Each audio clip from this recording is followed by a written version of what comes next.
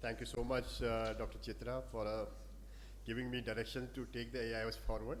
People have done great work in this, and we are doing great in that area.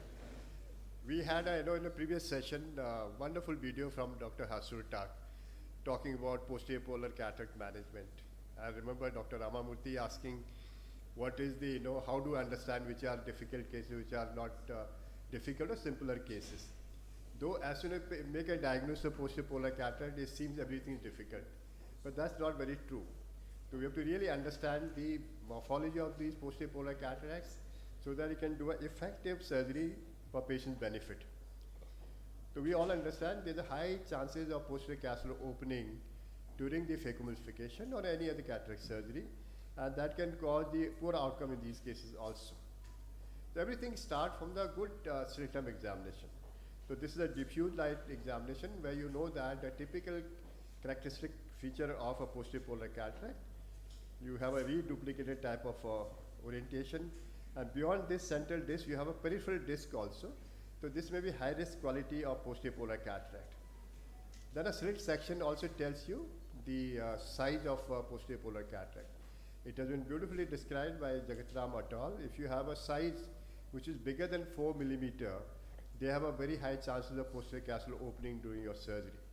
And third important thing is the examination beyond the posterior capsule, where you have a disturbed anterior vitreous face with a lot of whitish granulation. That also indicates you have an open posterior capsule. And these are classically seen in the congenital variety of posterior polar cataract.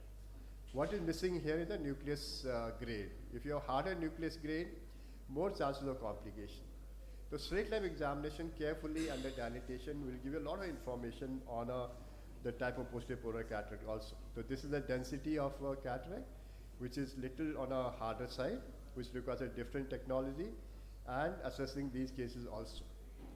The other thing is to do an anti-segment OCT in these cases. In fact, our teaching is all difficult cases, wide cataract, polar cataract, you must do OCT for all these cases, both anterior and posterior segment OCT if possible.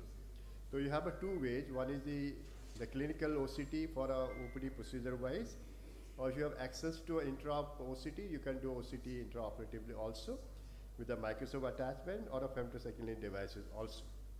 So these are various pictures of posterior polar cataract. You can see a duplicated cataract. Another area here, this looks like a typical posterior subcapsular variety of posterior polar cataract. And this is a case where you have an extension to the posterior side. So all these cases are very difficult to picturize what will happen.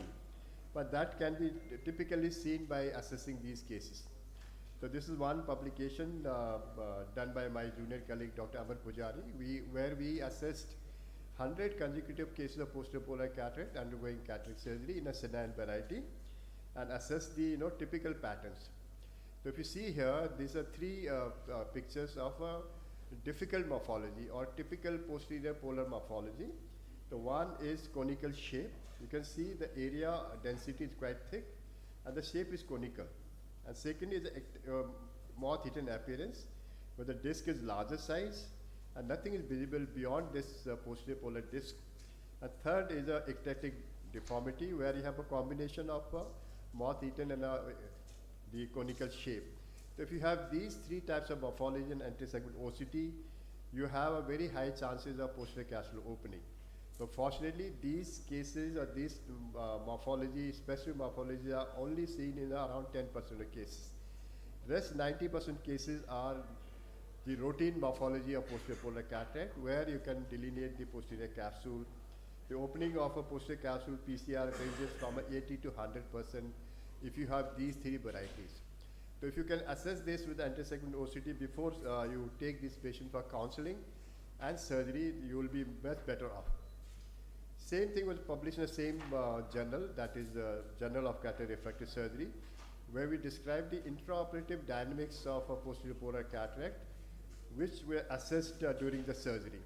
So one was you could see the morphology also, like this, which you could see with the anti-segment OCT also, and one we did during the surgery also.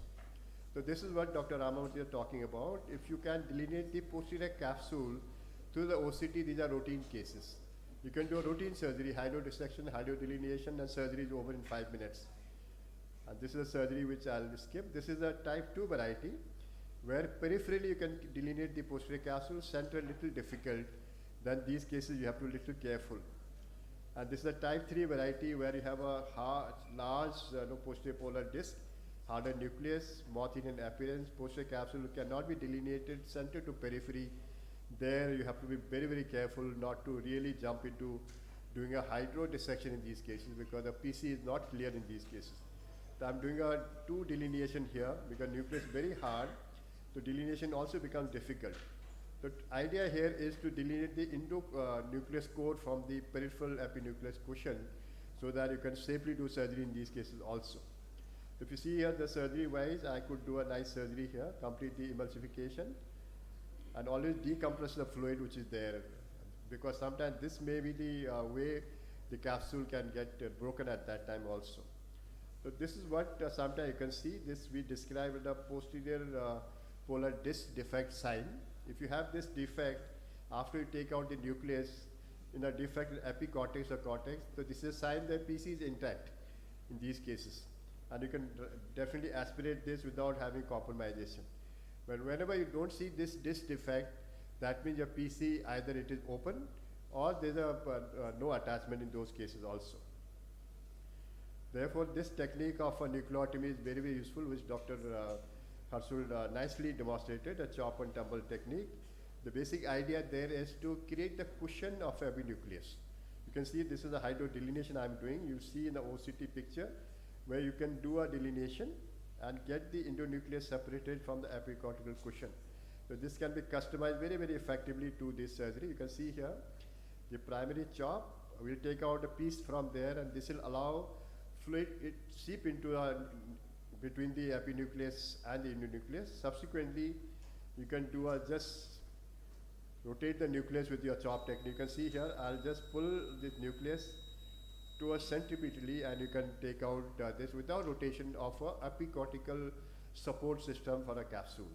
In this way, you can maintain the integrity of a weak posterior capsule till the end and complete the surgery also. And this technique is very useful in those cases where you have PC open, where you can create the cushion epicortex and come out very safely also. This technique can also be done in a femtosecond laser. You can see this is a posterior polar cataract. You can design the nucleus in a femto delineation rings and the chop techniques, and that gives you safety in a surgery in these cases also. If you see, it is better to understand your cases before surgery rather than getting complication and creating difficulty for yourself or your patient. Always do anti-segment OCT for all posterior polar cataracts. If you have intraoperative OCT, that will tell you have you done a right delineation or not, have you done hydro dissection by mistake, where to rotate, where not to rotate is important. OCT also gives you a very clear indication which are those cases where you should avoid hydro dissection, do only delineation, or those cases you can do hydro dissection also. So don't go with the idea all posterior polar cataract you can't do hydro dissection. And chop and tumble technique is useful not only for posterior polar cataract, all type of cases where you want to retain the epinucleus core till the end. If you have femtosecond laser, that can be utilized for a safety, enhancing your safety for your patient also. So OCT is a very nice tool for all anti-segment surgery, including cataract surgery, and effectively that makes life simpler for all of us. Thank you for your kind listening.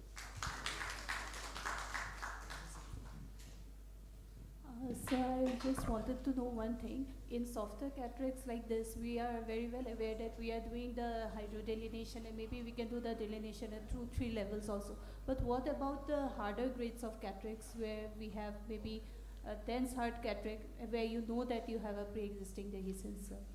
There also, as I said, you have to do a central, little bit of trench to get deeper, then do a chop. So that will create the space internally and it will separate the, the nucleus from the whatever cortex you have in those cases, and that will be retained. And take a 2 pieces, one pipe from here, one pipe this side, that will increase the area of separation and fluid will seep in, then you can just tumble the nucleus to center. So that is a good technique. People practice that, there are people who don't do hydro procedure at all for routine cases also. So you should practice that in normal cases first also, then go to difficult cases.